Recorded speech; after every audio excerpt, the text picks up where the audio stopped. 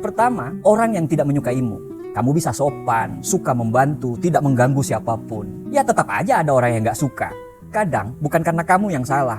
Memang kamu itu tidak menjadi selera semua orang. Jadi gak usah habiskan hidup kita itu hanya supaya membuat orang lain itu suka sama kita. Yang kedua, masalah. Kita menyelesaikan masalah keuangan, muncul masalah pekerjaan. Masalah pekerjaan beres, muncul masalah keluarga. Masalah keluarga tenang nih, kesehatan kita yang diuji. Jadi hidup itu bukan tentang bagaimana caranya supaya tidak punya masalah, tapi bagaimana kita menjadi manusia yang kuat ketika masalah itu datang.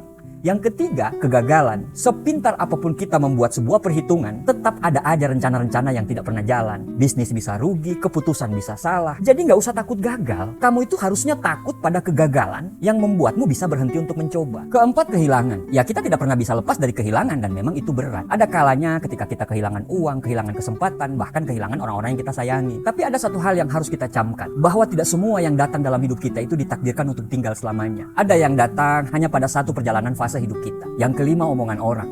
Saat kamu gagal, kamu dibicarain. Saat kamu berhasil, tetap aja dibicarain. Pada saat kamu diam, kamu dibilang sombong. Ketika banyak bicara, kamu dibilang cari perhatian. Jadi kalau semua pilihan itu bisa menghasilkan komentar, kenapa kamu takut dengan omongan orang? Dewasa itu bukan ketika hidupmu itu tidak punya masalah, dan itu tidak akan pernah terjadi. Dewasa itu ketika kamu mulai mengerti ada hal yang harus diperbaiki, ada hal yang harus diperjuangkan, dan ada hal yang cukup dibilang, oh, kemudian kamu lanjutkan perjuangan. Kita bukan ustaz, tapi just share logik. Kita semua nak cari orang yang sempurna, tapi agama tak mengajar kita untuk sempurna. Agama mengajar untuk kita menjadi manusia. Deep kan? Okay. Selebihnya, circle.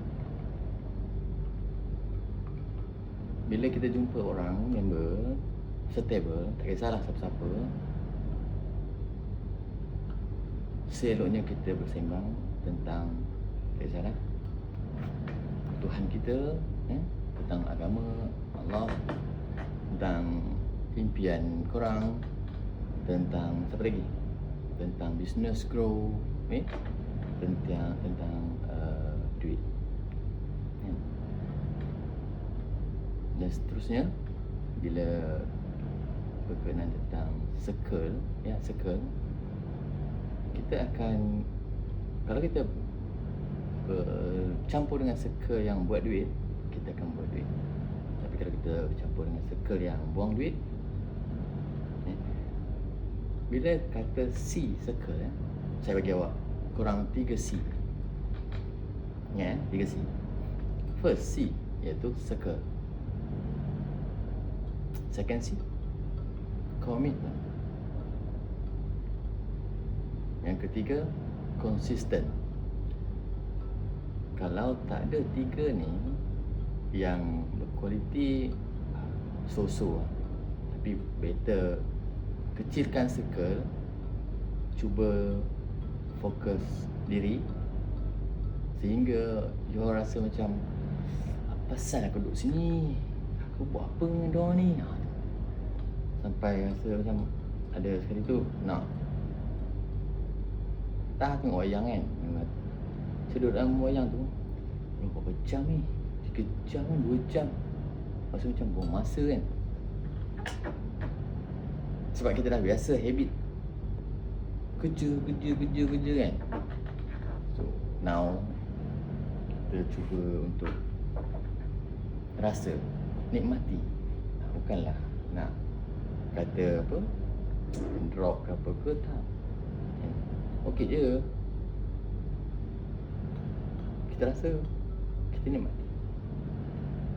Dan untuk berjaya, siapa yang nak berjaya dalam bisnes, kena ingat satu,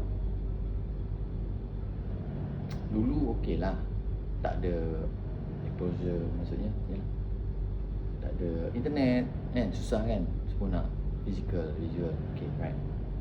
Kena ingat, hari ni 98% orang, manusia hidup di media sosial. Kalau tak percaya, tengok budak 5 tahun pun di media sosial. So jangan tinggal. Kopi dulu, baru kamu.